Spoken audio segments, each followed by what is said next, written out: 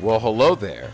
I have 3 years of experience as a high school Spanish teacher, and here is my honest review of the top 5 reasons you hated Spanish class. Number 5, oversized classes. American classrooms are swelling. I've taught classes that had up to 30 students in them. In some cases, I've seen classes with over 50 students. And with all that chaos and overcrowding, is it any wonder you never got the individualized attention you needed from the teacher to perfect your accent? You might have had a question about the subjunctive, but your teacher just didn't have time to give you a thorough answer, so they may have given you a quick answer and just told you what page in the textbook to go to, just so they could get to the other students' questions, leaving you frustrated and confused. Number 4, irrelevant vocabulary. You just learned how to say hi and goodbye and how to greet people when out of nowhere comes a random list of 50 vocabulary terms that are about clothing. How did we get from saying hello to clothing? Doesn't make any sense. And to make matters worse, on top of all that, they now expect you to memorize random facts about Argentina when all you wanted to be able to do was have a decent conversation? I thought this was language class, not history class. Number 3, memorization only. So you put up with the chaotic class. You shoved as much vocabulary into your mind as possible. Then you got to the quiz and just blanked out.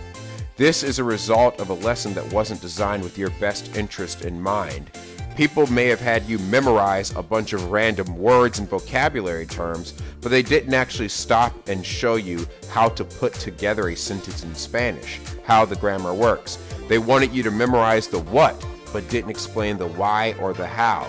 This is as ridiculous as expecting someone to do an algebra problem they've never seen before by having them memorize a bunch of timetables. It doesn't make any sense. But at the end of the day, all they seemed to care about was making sure you knew just enough information to take the test and not much else.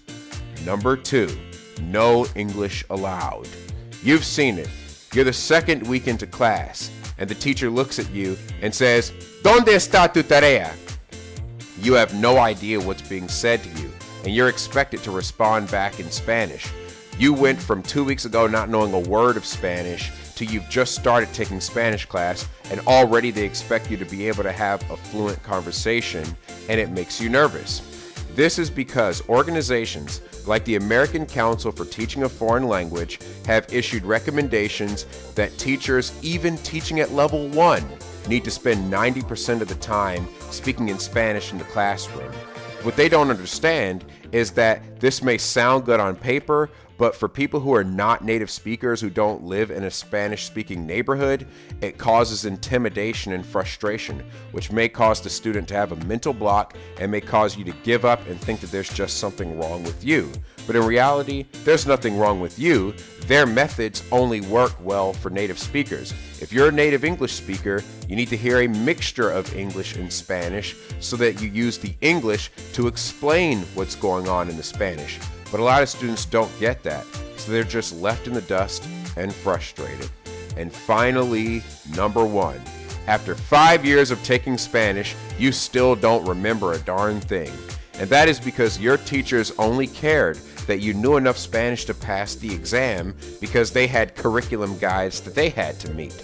But they didn't actually care that you mastered Spanish. So what can you do in this situation when all you have left are textbooks that are irrelevant and don't make sense in their organization and teachers that don't do a good job of explaining things? I offer a solution in a book that I've written with your best interest in mind called Spanish in Plain English with Hint Dictionary.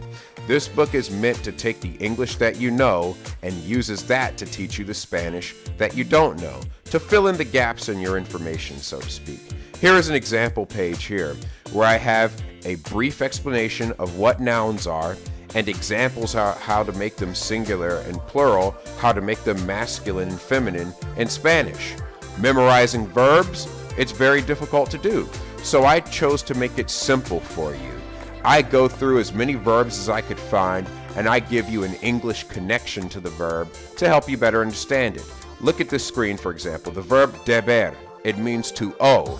But if you look at the beginning of the verb deb, that's like our English word debt.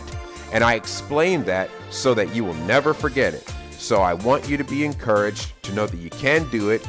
Let's get out there and learn Spanish. This book is available on Amazon for $9.99 as an ebook. It could be yours today. Aprendamos Español.